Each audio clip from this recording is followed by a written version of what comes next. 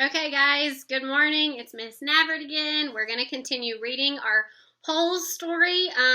You should have attended a Zoom meeting on Friday to discuss the questions that we talked about and to kind of predict of what we think is going to happen in this story, because we've learned a little bit about the characters, we've learned a little bit about the setting, we've kind of learned about the history of Stanley's family, and I think we're probably going to learn a little bit more.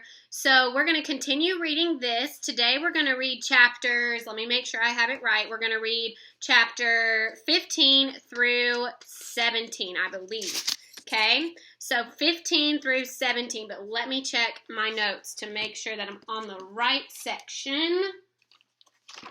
See, I have two computers. Okay, yes, we're going to do 15 through 17 today, okay? All right, get settled in, get your listening ears on, and you can even use a piece of paper to write down notes to take while you work on this, so you don't have to listen to the video maybe as much, and then you can look back at your notes to help you answer the questions afterwards, or you can watch it as a million times. I mean, I know you miss my face, right? All right, guys, I miss you guys. Here we go, chapter 15 of Holes by Louis Sachar. Mr. Pendanski filled the canteens. The warden got a pitchfork out of the back of the pickup truck. She poked it through X-Ray's dirt pile to see if anything else might have been buried in there as well. After you drop off X-Ray, I want you to bring back 3 wheelbarrows, she said. X-Ray got in the pickup truck. As the truck pulled away, he leaned out the window and waved. 0, said the warden. I want you to take over X-Ray's hole. She seemed to know that 0 was the fastest digger. Armpit and Squid, you'll keep digging where you have been, she said.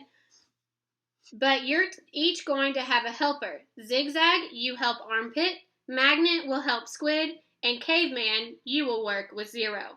We're going to dig the dirt twice.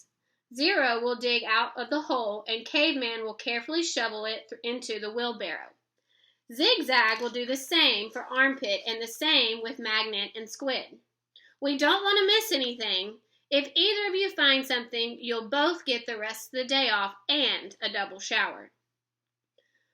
When the wheelbarrows are full, you are to dump them away from the area. We don't want any dirt piles to get in the way. The warden remained at the site for the remainder of the day, along with Mr. Pendanski and Mr. Sir, who showed up after a while. Occasionally, Mr. Sir would leave to take the water to the other groups of campers, but otherwise, he and the water truck stayed parked right there. The warden saw to it that nobody in Group D ever went thirsty. So they're really paying attention to Group D. They must have found something pretty important. That lipstick tube must be pretty important, or something that they really wanted to find. Stanley did what he was told. He carefully looked through all the dirt dug up by 0 as he shoveled it into the wheelbarrow, though he knew he wouldn't find anything. Because aren't they digging where X-Ray found it, but they technically found it in Stanley's hole? Are they digging close to Stanley's hole? So we'll see. Okay. It was easier than digging his own hole. When the wheelbarrow was full, he took it to a good distance away before dumping it. The warden couldn't keep still. She kept walking around, looking over the boy's shoulders and sticking her pitchfork through the dirt piles. You're doing fine, just fine, she told Stanley. After a while, she told the boys to switch places so that Stanley, Zigzag, and Magnet dug in the hole, and 0, Armpit, and Squid shoveled the excavated dirt into the wheelbarrow. After lunch, 0 took over the digging again, and Stanley returned to the wheelbarrow. There's no hurry, said the warden several times. The main thing is not to miss anything.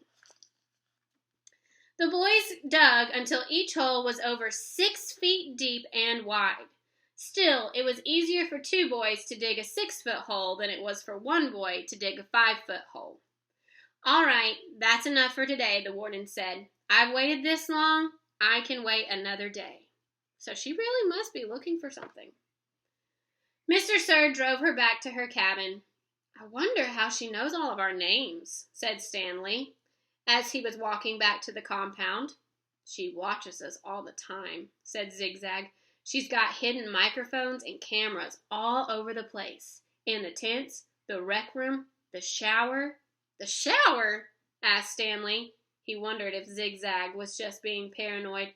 The cameras are tiny, said Armpit. No bigger than the toenail on your little toe. Stanley had his doubts about that. He didn't think they could make a camera that small. Microphones, maybe. He realized that was why X-Ray didn't want to talk to him about the golden tube at breakfast. X-Ray was afraid the warden might have been listening. One thing was certain. They weren't just digging to build character. They were definitely looking for something. And whatever they were looking for, they were looking in the wrong place.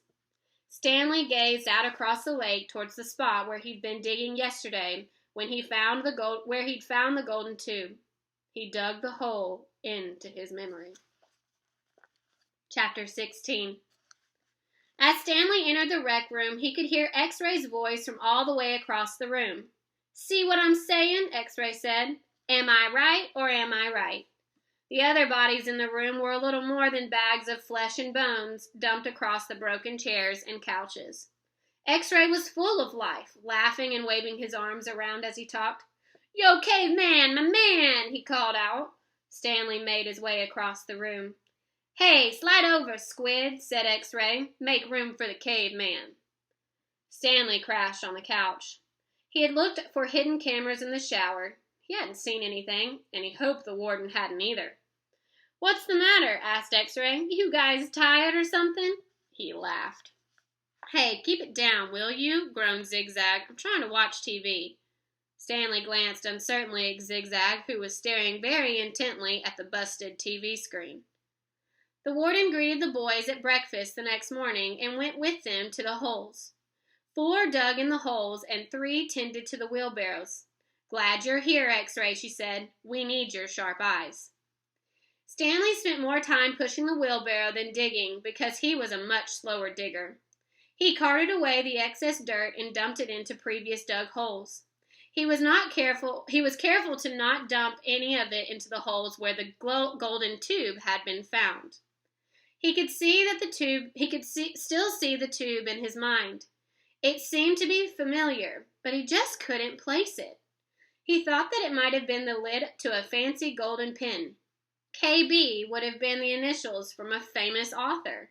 The only famous author he could think of were Charles Dickens, William Shakespeare, and Mark Twain. Besides, it didn't really look like the top of a pen. By lunchtime, the warden was beginning to lose her patience. She'd made them eat quickly so they could get back to work. If you can't get them to work any faster, she told Mr. Sir, then you're going to have to climb down there and start digging with them. She's not sounding so friendly now. After that, everyone worked faster, especially when Mr. Sir was watching them. Stanley practically ran when he was pushing his wheelbarrow. Mr. Sir reminded them that they were not at the Girl Scouts camp. They didn't quit digging until after the other groups had finished. Later, as Stanley sat sprawled across an unstuffed chair, he tried to think of a way to tell the warden where the tube was really found, without getting himself or X-Ray into trouble. It didn't seem possible. He even thought about sneaking out at night and digging in that hole by himself. But the last thing he wanted to do after digging all day was to dig at night, too. Besides, the shovels were locked up at night, presumably so they couldn't use them as weapons. Mr. Pendanski entered the rec room. Stanley, he said, Stanley, he called as he made his way over to him. His name's Caveman, said X-Ray. Stanley, said Mr. Pendanski. My name's Caveman, said Stanley. Well, I have a letter for someone named Stanley Yelnats, said Mr. Pendanski. He turned over an envelope in his hands. It doesn't say Caveman anywhere. Thanks, Stanley said, taking it. It was from his mother. Who is it from? Squid asked. Your mother. Stanley put it in the big pocket of his pants. Aren't you going to read it to us? Asked Armpit. Give him some space, X-Ray said. If Caveman doesn't want to read it to us, he doesn't have to. It's probably from his girlfriend. Stanley smiled. He read it later after the other boys had gone to dinner.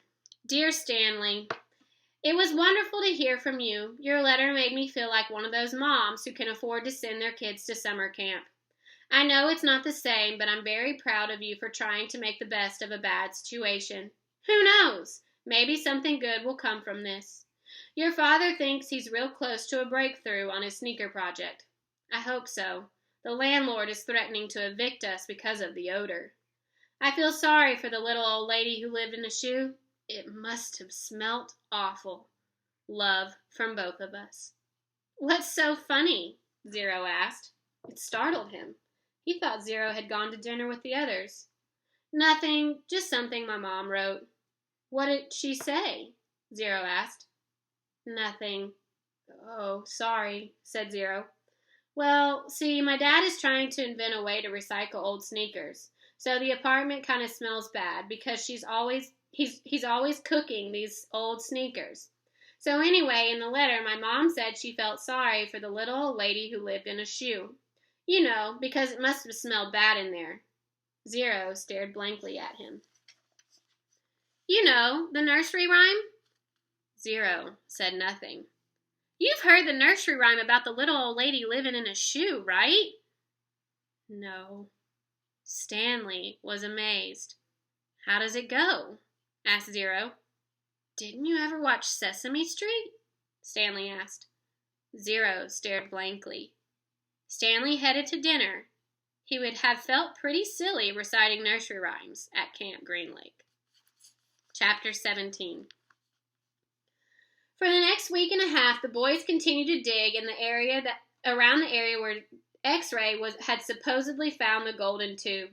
They widened X-Ray's hole as well as the holes Armpit and Squid had been digging, until the fourth day when all three holes met and formed one big hole.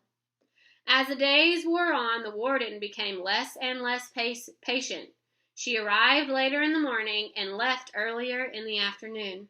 Meanwhile, the boys continued to dig later and later. This is no bigger than when I left yesterday, she said after arriving late one morning.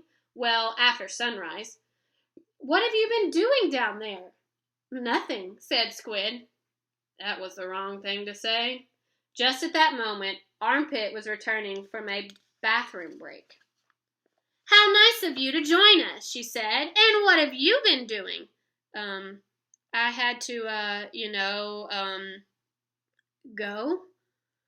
The warden jabbed at Armpit with her pitchfork, knocking him backwards into the big hole.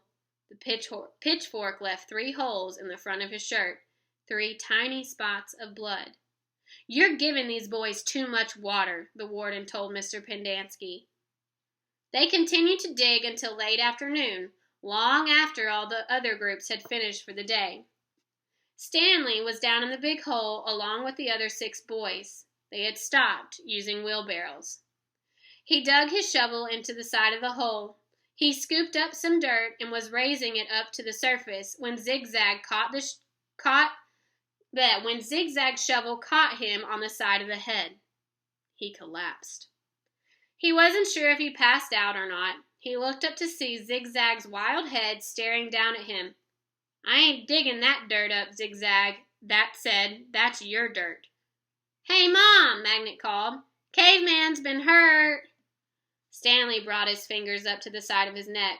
He felt his wet blood in a pretty big gash just below his ear. Magnet helped Stanley to his feet, then got up out of the hole. Mr. Sir made a bandage out of the piece of his sack of sunflower seeds and taped it over Stanley's wound. Then he told him to get back to work. It's not nap time. When Stanley returned to the hole, Zigzag was waiting on him. That's your dirt, Zigzag said. You have to dig it up. It's covering my dirt. Stanley felt a little dizzy. He could see a small pile of dirt. It took him a moment to realize it wasn't the dirt which had been in the shovel that hit him. He scooped it up, then Zigzag dug his shovel into the ground beneath where Stanley's dirt had been. Okay, so those chapters 15 through 17. Things are a little tense at Camp Green Lake now. The warden's wanting them to find something. The boys are getting exhausted. The boys are going against each other. They're making each other pick up dirt. That makes no sense. And oh my gosh, it's just going to get better from here, guys. All right, so now go back in those emails. Answer your questions for chapters 15 through 17. And remember, if you have any questions, just let me know. All right, miss you guys.